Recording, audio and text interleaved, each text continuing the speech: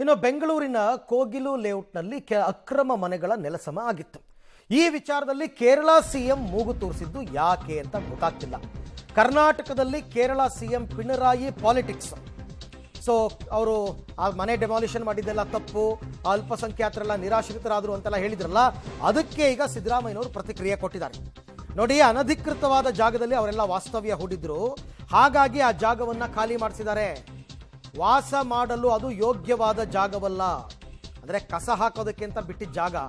ಅವರೆಲ್ಲ ಬೇರೆ ಕಡೆಯಿಂದ ಬಂದಿರುವವರು, ಮಾನವೀಯತೆ ದೃಷ್ಟಿಯಿಂದ ಬೇರೆ ವ್ಯವಸ್ಥೆಗೆ ನಾನು ಸೂಚಿಸಿದ್ದೇನೆ ಅಂತ ನವದೆಹಲಿಯಲ್ಲಿ ಸಿಎಂ ಸಿದ್ದರಾಮಯ್ಯನವರು ಕೊಟ್ಟಿರ್ತಕ್ಕಂಥ ಹೇಳಿಕೆ. ವಾಟೆವರ್, ಈಗ ಅದು ಅನಧಿಕೃತವಾದ ಜಾಗ ಅಥವಾ ಸರ್ಕಾರಿ ಜಾಗ ಅವ್ರು ಆಕ್ರಮಿಸ್ಕೊಂಡಿದ್ರು ಅಂತಂದ್ರೆ ಅವ್ರು ಯಾರಾದ್ರೆ ಇಲ್ಲಿ ಜಾತಿ ಧರ್ಮ ಯಾಕೆ ಬರುತ್ತೆ ಅಂತ ನಂಗೆ ಅರ್ಥನೇ ಆಗ್ತಿಲ್ಲ. ಸರ್ಕಾರದ ಜಾಗನ ನೀವು ಆ ಧರ್ಮದವ್ರು ಅಕ್ವೈರ್ ಮಾಡ್ಕೋಬಹುದು, ಈ ಧರ್ಮದವ್ರು ಮಾಡ್ಕೋಬಾರ್ದು, ಈ ಥರ ಎಲ್ಲಿದೆ? ಇಷ್ಟಕ್ಕೂ ಅವ್ರು ಯಾಕೆ ಮೂಗು ತೋರಿಸ್ಬೇಕಾಗಿತ್ತು? ಬಟ್ ಸಿದ್ದರಾಮಯ್ಯನವರಂತೂ ಅದಕ್ಕೆ ಸ್ಪಷ್ಟನೆ ಕೊಟ್ಟಿದ್ದಾರೆ. ಕೇರಳದ ಮುಖ್ಯಮಂತ್ರಿಗಳು ಕಮ್ಯುನಿಸ್ಟ್ ಮುಖ್ಯಮಂತ್ರಿ, ಅಲ್ಲಿ 2020-21ರಿಂದ ಅನ್ನಾಥರೈಸ್ಡ್ ಆಗಿ ಇದ್ರು. ಅದ್ರ ಪಕ್ಕದಲ್ಲಿ ಇರ್ತಕ್ಕಂಥದ್ದು ವೇಸ್ಟ್ ಮ್ಯಾನೇಜ್ಮೆಂಟು ಜಾಗ 5 ಎಕರೆ ಅದರದ್ದು.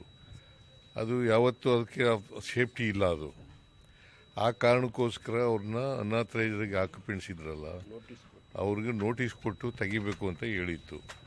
ಅವರು ಕೇಳಲಿಲ್ಲ, ಅದಕ್ಕೋಸ್ಕರ ಖಾಲಿ ಮಾಡಿಸಿದ್ದಾರೆ. ಅದಕ್ಕೆ ನಾನು ಕಮಿಷನರ್ ಜೊತೆ ಮತ್ತು ಸೆಕ್ರೆಟರಿ ಜೊತೆ ಮಾತಾಡಿದ್ದೀನಿ. ಅವ್ರಿಗೆ ಆಲ್ಟರ್ನೇಟಿವ್ ಅರೇಂಜ್ಮೆಂಟ್ ಮಾಡಿಕೊಡಿ, ಮತ್ತು ಅವ್ರಿಗೆ ಉಳ್ಕೊಳ್ಳಿಕ್ಕೆ, because most of them are migrants, ಬೇರೆ ಕಡೆಯಿಂದ ಬಂದಿರೋರು. ಸೊ ಆದರೂ ಕೂಡ ಮಾನವೀಯತೆ ದೃಷ್ಟಿಯಿಂದ ಅವ್ರಿಗೆ ಆಲ್ಟರ್ನೇಟಿವ್ ಆಗಿ ಜಾಗ ಮಾಡಿಕೊಡಿ, ಅವ್ರಿಗೆ ವಸತಿ ನಿರ್ಮಿಸ್ಕೊಡ್ತಕ್ಕಂಥ ಕೆಲಸ ಮಾಡಿ ಅಂತ ಹೇಳಿ.